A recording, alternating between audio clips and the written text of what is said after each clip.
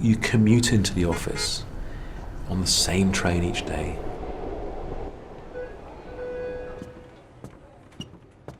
You get to the office, you get your coffee, you sit at a desk, this piece of wood, and you're there for 8 hours. It's like a prison to me. It's the physical environment that's built to separate and silo. Okay, well, you don't need to know this kind of information.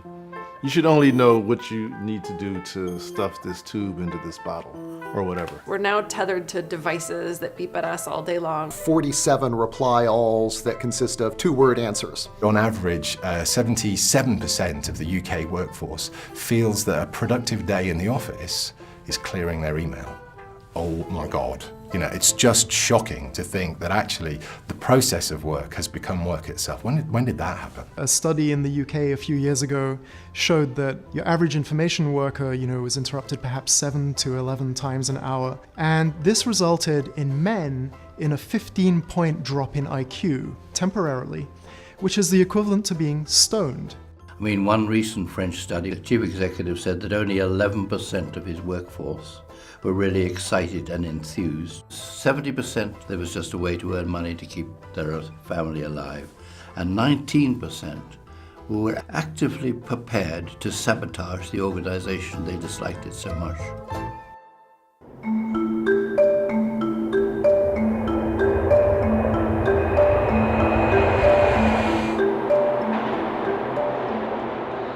The world of work is changing. On the one hand, we have incredibly high levels of worker disengagement, and there are dire predictions that up to 50% of the jobs in the United States are at risk from automation in the next 2 decades. But on the other hand, we have new companies creating value faster than at any point in human history. We're seeing billion-dollar startups inside a single calendar year. That kind of stuff is happening on the back of that information technology. And we can feel the potential. The digital world brings us a tremendous amount of novelty and new ideas and new insights and new people, new relationships, new opportunities. People have an impact in society in their work in a way that exceeds simply what their pocketbook can do. So what I see is just this untapped potential energy, and it's all because of the systems and processes and mindset that we're using. If we just change the mindset, suddenly there's untapped capability, untapped potential. To learn at faster rates, to achieve our potential much faster. So you enjoy it, and what you're producing is more valuable to other people.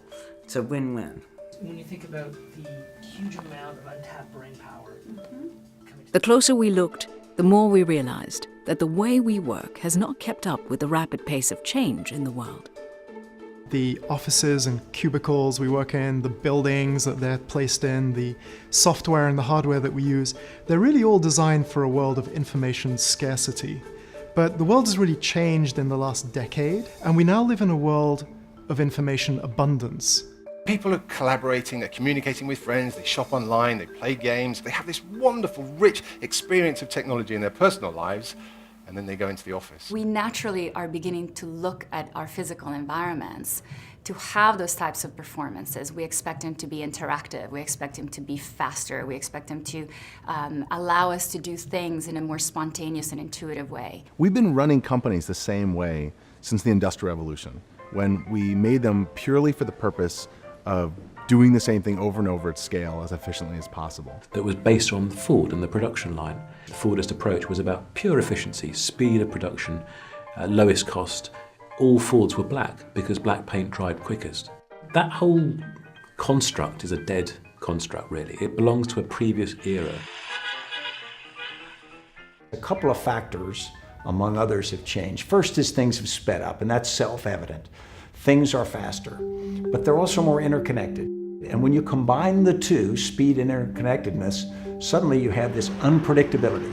So you don't know what tomorrow will be like. You don't know what next week, and you certainly don't know what next year is like.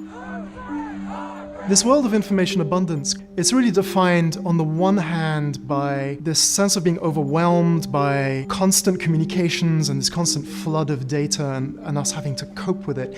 And on the other hand, it's defined by the immense creative possibilities. So I think what we're seeing is that The world of work is undergoing what I call a structural shift. How do we lead in this world? How do we create value? How do we organize ourselves, our organizations, our companies, obviously, to be able to generate value collectively? How do we create a culture that allows for experimentation so that failure isn't punished? How do we budget in a world where we're changing priorities rapidly? How do we assign resources? How do we do management? There are so many challenges that people are slowly working through in this new world. The reality is I don't think enough organizations realize what's at stake here. We see right around the world examples of organizations who have failed to change. And so I think a lot of this change inside organizations is not about whether they're going to be successful or not, it's actually whether they're going to survive. The environment is at stake, people's health, a functioning society. It's the motor of our world, and we need to get it right. To understand what was happening, we spoke to experts on the subject from around the world.